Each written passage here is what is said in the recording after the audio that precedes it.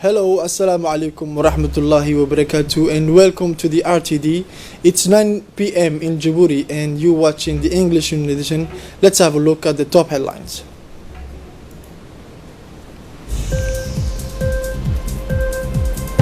Strengthening the productivity of plant and animal production in Djibouti. The United States officially exit the Nuclear Weapon Disarmament Treaty, NEF. First, it is with great sadness that we learn of the death of the Fire Ahmed Ali Silai. In this painful circumstance, the head of state, His Excellency Ismail Umar Gele, associates himself with the family's grief and offer their sincere condolences to the whole family, as well as to the loved one of the Fire Ahmed Ali Silai. They also offer their condolences to the whole family and to the loved one of the Fire Ahmed Ali Silai, rahimahullah ta'ala. And now let's take up to the news in details. The program for the urbanization and restructuring of access roads and public spaces in the city of Djibouti is continuing. It is with this in mind that Energy Minister Yunis Ali Egedi and Environment Minister Muhammad Ali Abubakar Musa Helen yesterday began a tour of the Warabali and Mosquito Net districts to see firsthand the state of the alleys, an urbanization program that makes sense in these districts of the commune of Balbala, which are home to many Djiboutians who are engaged in self-construction. The government members concerned by this program were accompanied by their respective experts who shared with them the action plans and strategy put in place for the optimal urbanization of these districts, a tour that allowed the minister to be in contact with their fellow citizens and to reflect on the best way to make their lives more pleasant by respecting this urbanization program, an essential element for the implementation of the Zero Slum program.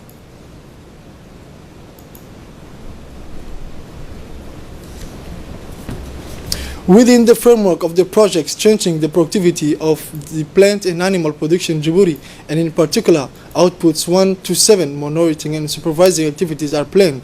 One of the project flagship activities is the establishment of 10 agro-pastoral demonstration perimeters (PAD), 2 per region. It must be noted that these PADs will be implemented according to the guidelines of FAO Djibouti and the direction of Agriculture and Forest, the Minister of Agriculture, Water, Fisheries, Livestock and Fishery Resources, MAEP, with the methodology and pedagogical approach based on the concept of an agropastoral field school development by FAO. It should be recalled that a first mission was already carried out in the south of the country, Ali Sabih and Dikil, last week, and it is a mission of the same magnitude that took place yesterday in Obok region, a historic city, more precisely in the town of Asasan and Sugali. This is a signature of a document that constitutes a fundamental legal basis on which FAO can rely in order to launch the various development works. This will contribute, among other things, to improve the visibility of the RE Pro VA11.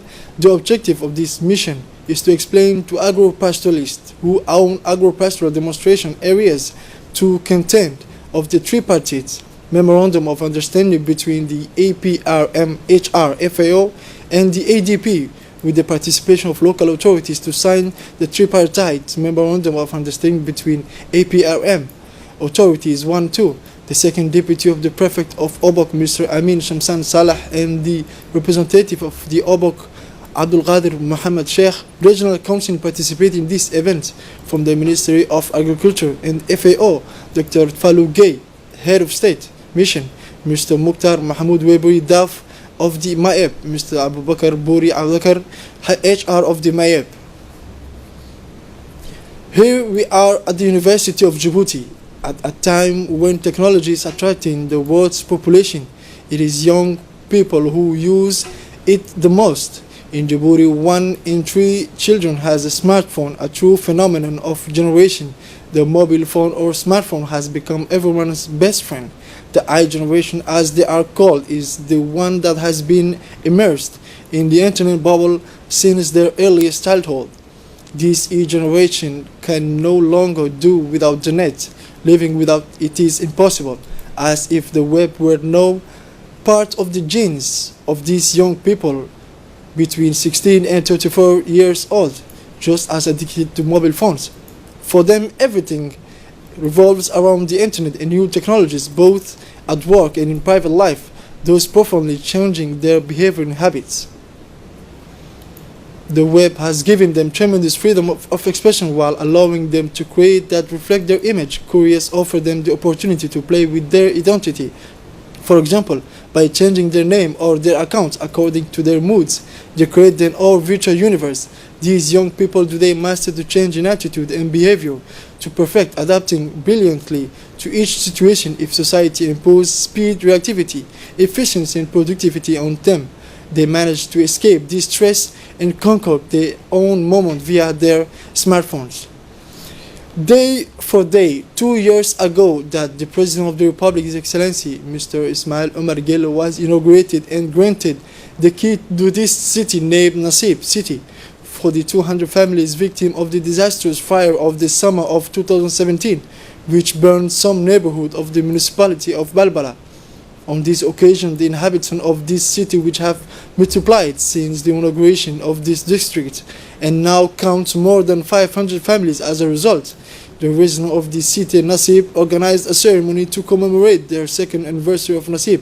The director of multilateral relations at the Ministry of Agriculture, Ghali Idris Omar, prayed to the president of RNDS, Boka Ahmed, the head of the district, Mr. Abdullahi Rayale, the president of the district council and representative of the city hall.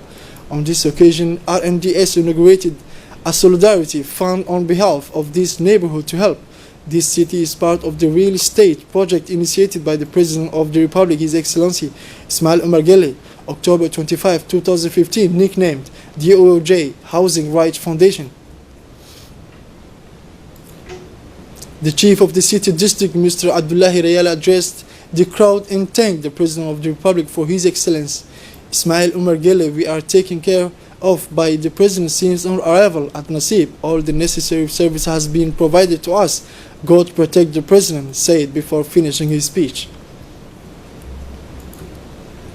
It is with deep sadness and great sorrow that we learn of the deaths of the late Abdurrahman Omar Usman and Yeriso, mayor of the city of Mogadishu. In these painful circumstances, the mayor of the city of Djibouti, Fatuma Awale Usman, on behalf of the Djibouti local authorities, on behalf of the Islamic capitals and cities, and in his own name, sends his deepest condolences to the family of the deceased, the Somali brothers and sisters, and more particularly to the municipality of the city of Mogadishu. May he rest in peace. Amin. Inna lillahi wa inna ilayhi raji'un. As part of the qualification of the African Cup of Nations CHAN 2020, the Djibouti national team is still saying their dawa to better prepare for the second leg of the game on Sunday, August 4, 2019. The players made the last one strand in the stadium, their dawa said, before facing the Ethiopian national team. This match comes after a very beautiful football performance demonstrated by the national team during the match go, which ends 1-0. The Djibouti Blue Sharks have begun a series of tactical and physical preparation to achieve a satisfactory result in their next match scheduled for August 4.